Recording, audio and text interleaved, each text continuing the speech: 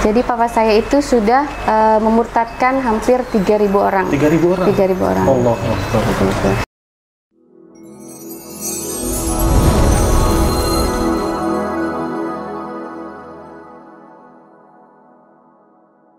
Assalamualaikum warahmatullahi wabarakatuh.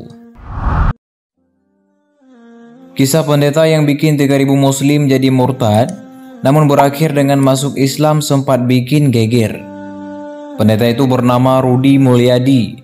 Dia pernah membuat 3.000 muslim murtad, namun pada akhirnya dia sendiri masuk Islam. Aksinya ini sempat membuat pihak gereja heboh. Itu pada tahun 1994. Pendeta Rudy Mulyadi bersama keluarganya memutuskan untuk masuk Islam. Kisah pendeta Rudy Mulyadi yang bikin 3.000 muslim jadi murtad namun berakhir dengan masuk Islam dikisahkan Yesi Yasika, yaitu anak kandung dari Rudy Mulyadi. Diketahui bahwa Yesi Yasika merupakan anak kandung Ustadz Yusuf Ismail. Menurut dia, keputusan sang ayah untuk memeluk Islam mengandung reaksi keras sejumlah pihak. Keputusan papa memeluk agama Islam mengundang pertanyaan rekan sesama pendeta, kata Yesi lewat kanal YouTube Ngaji Cerdas seperti yang dikutip di VIN. Saat itu mereka mempertanyakan alasan mengapa Rudy Mulyadi memutuskan memeluk agama Islam. Padahal Rudy pernah menghebohkan gereja karena memurtadkan hampir 3.000 muslim, tambah Yesi. Para pendeta itu datang beberapa hari setelah Rudy menjadi memeluk agama Islam. Karena papa saya itu kan mantan pendeta, jadi istilahnya para pendeta ini datang meminta konfirmasi. Kenapa Pak Rudy bisa memeluk agama Islam, ucap Yesi. Waktu ada beberapa pendeta yang datang ke rumah, kita sudah panik karena takut papa itu terjadi hal-hal yang tidak diinginkan. Tetapi saat itu saya melihat papa tenang dan santai, imbuhnya. Beberapa pendeta mulai mencecar Rudy. Yesi mengaku menyaksikan langsung perdebatan antara Rudy dan para pendeta tersebut. Awalnya, Rudy hanya diam. Dia hanya mendengarkan saja apa yang disampaikan oleh orang-orang yang datang ke rumahnya itu. Yesi mendengar papanya dihina dan dicemooh dengan kata-kata yang tidak enak didengar telinganya. Mereka mengatai papa saya dengan bahasa yang tidak sopan, tapi papa saya cuma menunduk dan diam, tuturnya. Dialog itu, menurut Yesi, cukup lama terjadi. Mereka sudah puas menghina dan mencemooh Rudy, tetapi Rudy tetap diam saja. Ada salah satu pendeta yang meminta bukti Islam adalah agama yang benar, sehingga membuat Rudy memutuskan memeluk Islam. Bisa nggak Pak Rudy memberikan bukti kalau Islam itu agama yang benar? Tukas Yesi menirukan ucapan pendeta yang bertanya kepada papanya.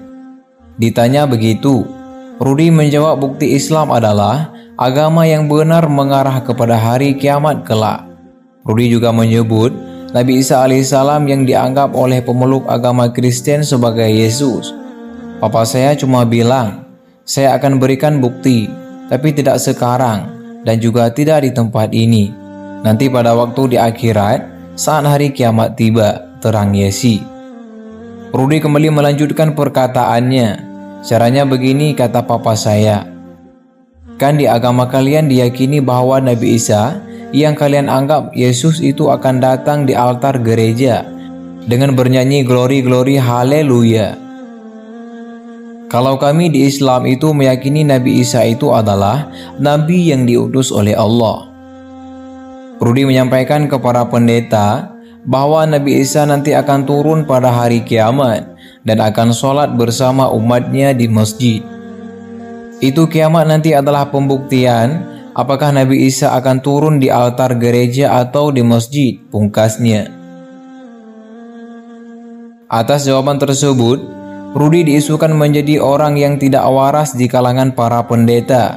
Saat itu, kata Yesi, dirinya sempat bertanya kepada kakak perempuannya. Waktu itu kan kami ini belum masuk Islam, hanya papa yang sudah Islam. Saya tanya ke kakak, kok papa berubah ya? Tanya Yesi. Setelah para pendeta itu pergi dari rumah, pada malam hari Yesi dan kakaknya menemui ayahnya. Kita bilang, kita mau ikut agama Papa. Bahkan saat sakit pun Papa tidak seperti dulu yang selalu cerewet. Beliau sabar dan bilang sakit ini bentuk kasih sayang Allah kepada Papa. Mudah-mudahan sakit ini menjadi pengukur dosa-dosa Papa. Terang Yesi menirukan ucapan ayahnya. Yesi menerangkan momentum pendeta Rudi Mulyadi masuk Islam terjadi saat dirinya hendak memurtadkan sekeluarga muslim dengan kepala keluarga bernama Abdullah. Saat Rudi datang ke rumah Abdullah, hendak mencopot semua atribut Islam di dinding rumah. Terlihat ada kaligrafi bertuliskan kalimat syahadat. Waktu itu, kaligrafi syahadat tersebut sudah robek. Papa tanya ini apa bacaannya. Pak Abdullah menjawab, ini kesaksian kita sebagai umat Islam. Papa saya tanya lagi, ini bacaannya bagaimana?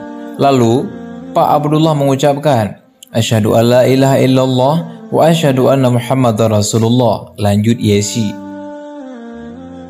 Namun, karena tidak tahu artinya, Rudi kembali bertanya, artinya apa?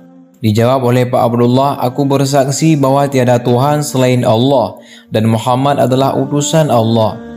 Oh baik, lalu dicopot oleh papa saya, terangnya. Saat pulang, telinga Rudi seolah-olah terus mendengar kalimat syahadat tersebut. Ini terjadi selama 3 bulan.